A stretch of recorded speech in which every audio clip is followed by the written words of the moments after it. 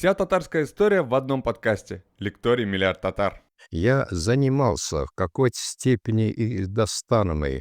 Читал, ну, сейчас уже некоторые, вот многие вот Достану уже содержание забывается. И кроме того, связан я в основном книжными Достаном, литературным Достановой. И кроме того, я в той или иной степени принимал участие в сборе полевых материалов. Вот это фольклорных материалов, археографических материалов, студентские годы. А когда я вот работаю с 67 года в Казанском университете, Института филологии на кафедре татарского языка, татарской литературы, здесь более 15 раз я выхожу со студентами на практику, фольклорные археографические практика. Здесь наши практики проходили в населенных пунктах Оренбургской области, Челябинской, еще Ульяновской области, Пермской, районах Татарии и ряд других районов.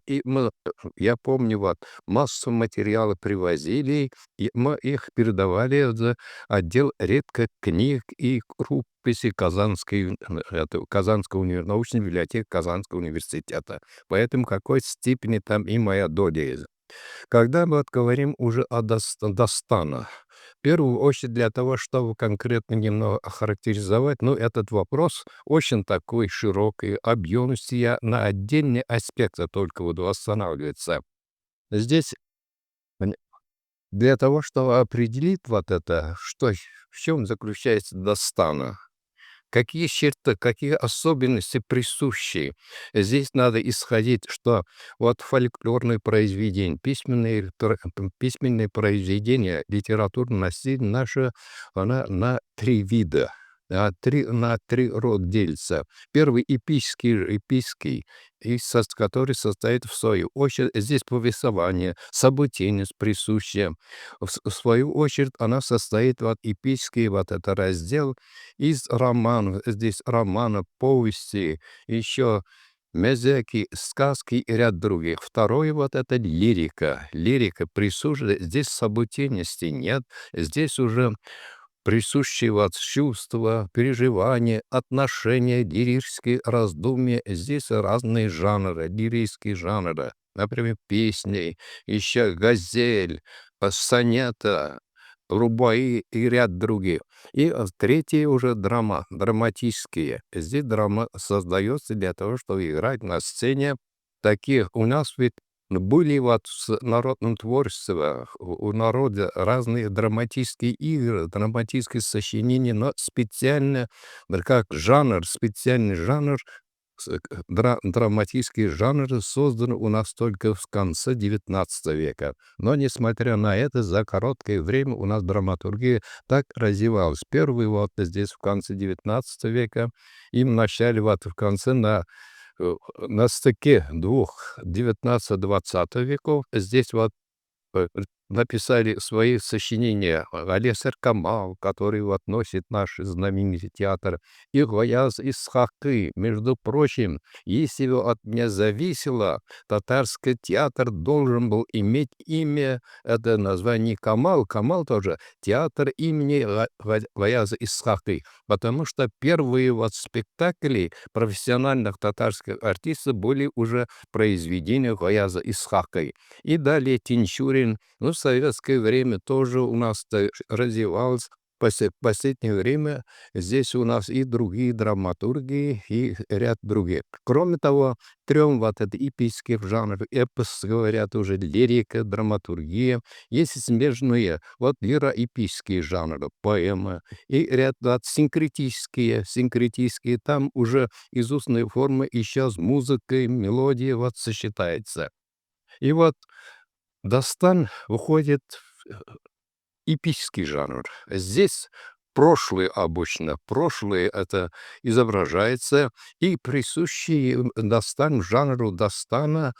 жанру Дастана это событийность, повествовательность.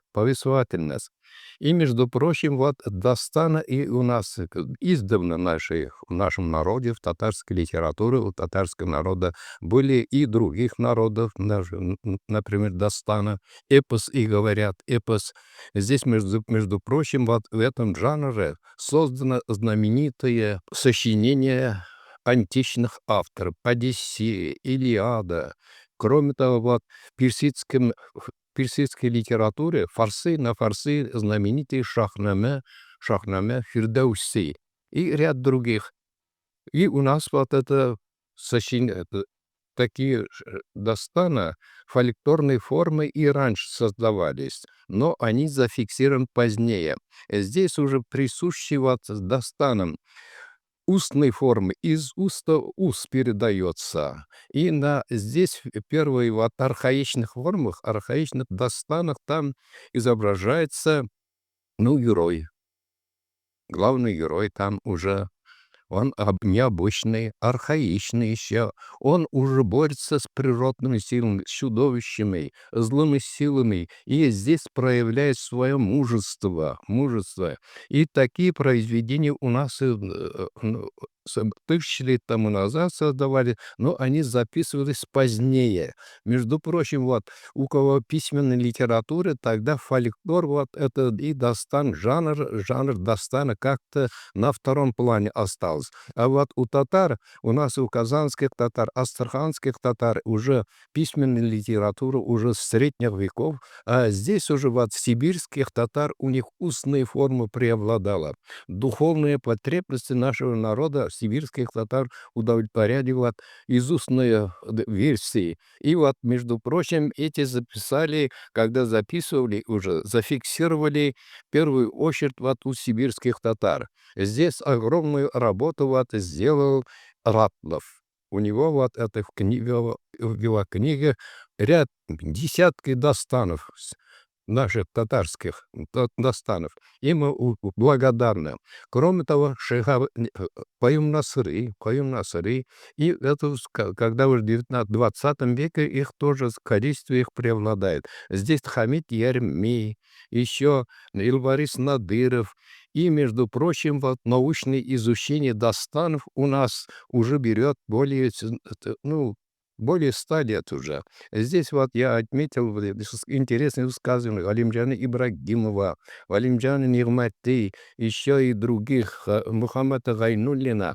И специальные вот Хамита Ярми, у нас главный вот это а, главный специалист по татарскому фольклору 20 века. И здесь вот сочинение Хамиты Ярми и особенно вот Флоры Ахметовой, супруги это Бакы Урманща. Она родом из Курганской области, нет, из Тюменской области, по-моему.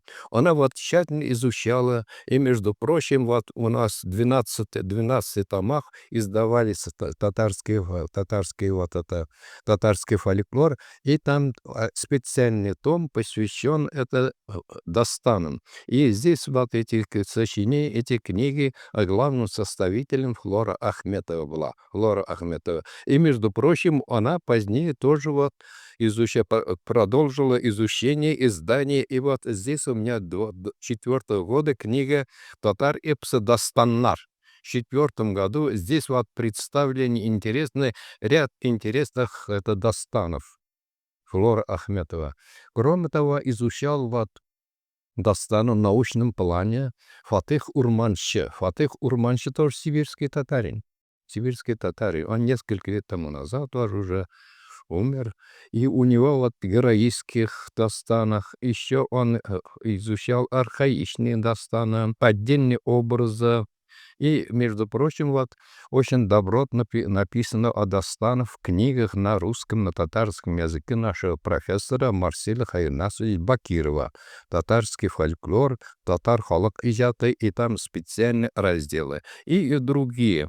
Вот в них можно, если внимательно хотите, уже и на русском, и на татарском языке есть. И некоторые дастаны наши переведены и на русский язык. Например, Идыгей, он есть переведен на русский язык Липкиным Семеном, известным таким русским поэтом, русским переводчиком. И вот здесь архаичные дастана, архаичные первые, я говорю, архаичные дастана, здесь уже мифология, сказочные моменты преобладают, архаичные. Здесь вот главный герой, как я уже говорил, его это подвиги, еще и другие деяния занимают основное место необычное. И второй вот здесь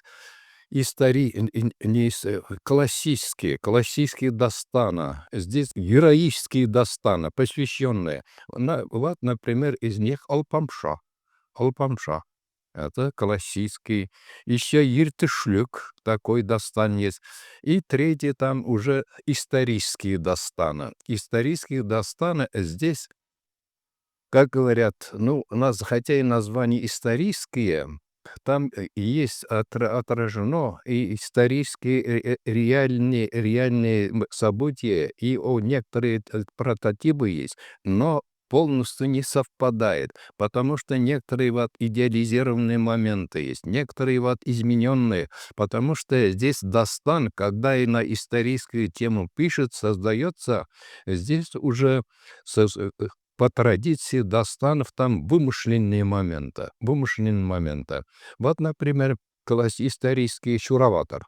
Чураватар, он у нас это, между прочим, у нас у некоторых, у многих татарские дастаны имеют и версии других народов. Например, у казах, у каракалпаков, узбеков.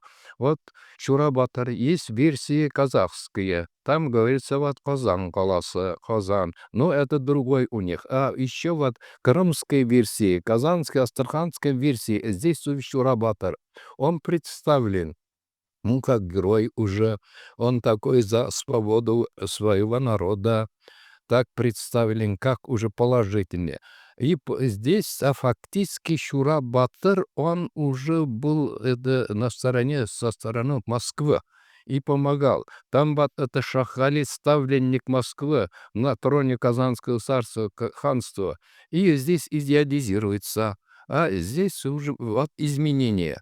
И еще у нас из исторических достанов особенно заметное ведущее место занимает уже и это Идыгей.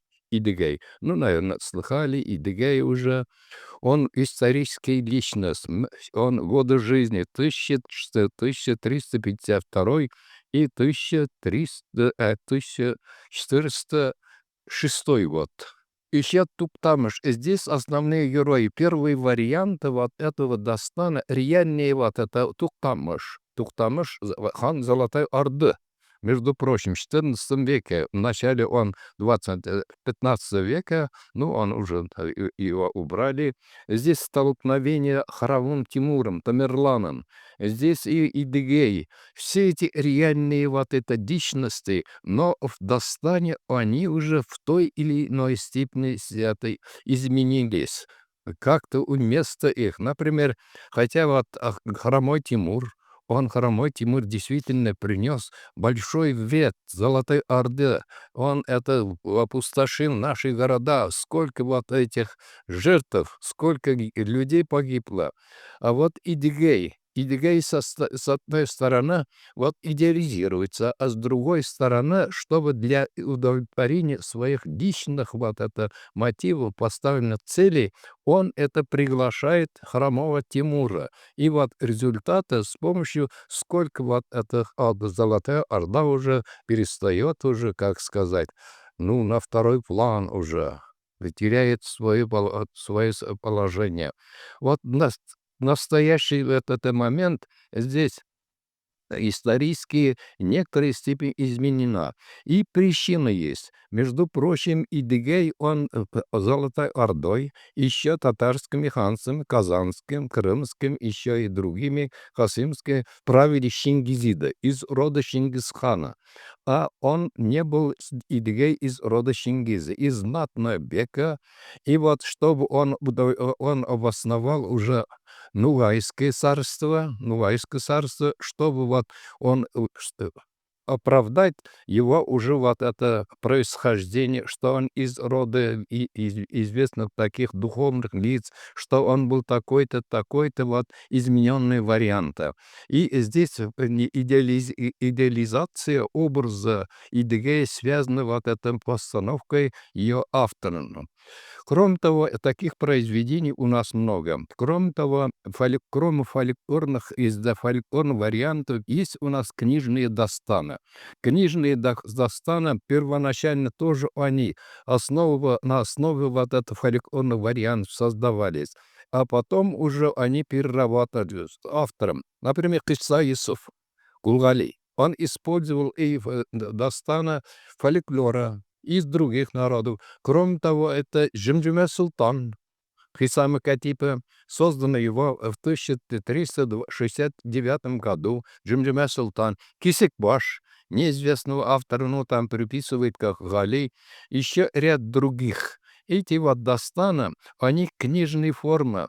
При издании, ну, когда зафиксировали, изменили некоторые вот это моменты, и потом они уже стали и их варианты вот. На основе вот это книжных достанов тоже создавались и версии. Например, Иса Юсуф, еще Кисикбаш и ряд других созданы вот, например, на основе старого Кисикбаша, достан Кисикбаш, Тукай создал свой знаменитый Сенной базар и Кисикбаш и многие другие. Короче, Дастана или эпические произведения, они уже составляют значительную такую часть нашего духовного литературного наследия. В первую очередь связано с фольклором, ну, с народным творчеством. И еще здесь богато. По Дастану можно уже представлять, думать о истории какой-то степени народа, о его обычаях, о его особенностях, вот эти моменты. И здесь они, вот эти дастаны, были и прозаические, и смешные, и стихотворные. Здесь стихотворные вот это очень, я бы сказал, это литературном отношении, поэтическом плане совершенные. И в них они содержат такие афористические выражения, афористические примеры, например, пословицы, поговорки и песни другие, синкретический характер.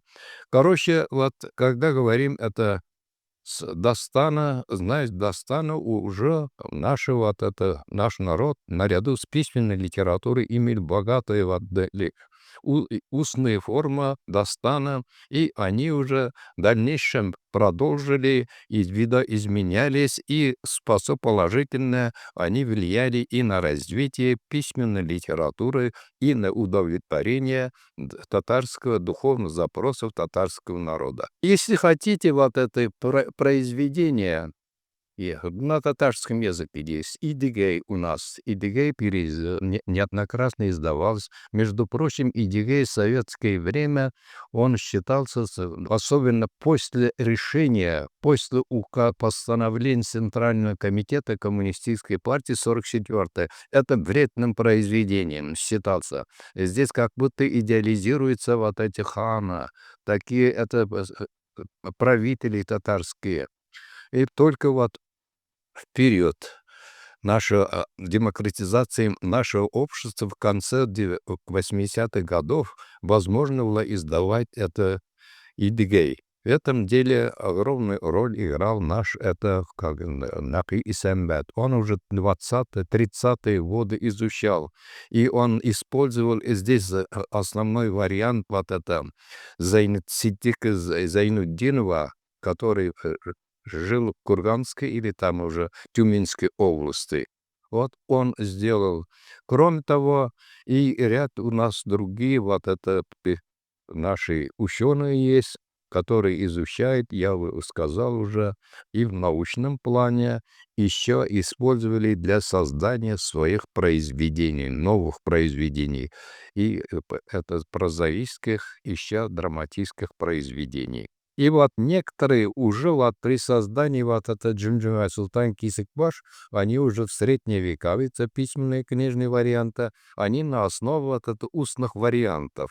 И там, когда вот устный форм передавалось, там различные вот варианты, много здесь уже рукописей, версий, поэтому здесь при изучении составлении критического текста необходимо пользоваться различными списками, различными вот это источниками. Только тогда можно это общее представление, хотя правдивое суждение по эти Дастана получится. Где вот письменная литература не очень была развита, тогда устные формы. Я помню еще вот со студентами, это 60-е годы, еще 70-е годы, там в деревнях, особенно от Челябинской области, Пермской области, там были бабушки, дедушки, они вот устные формы так рассказывали, песни, и это Дастана, и сейчас сказки.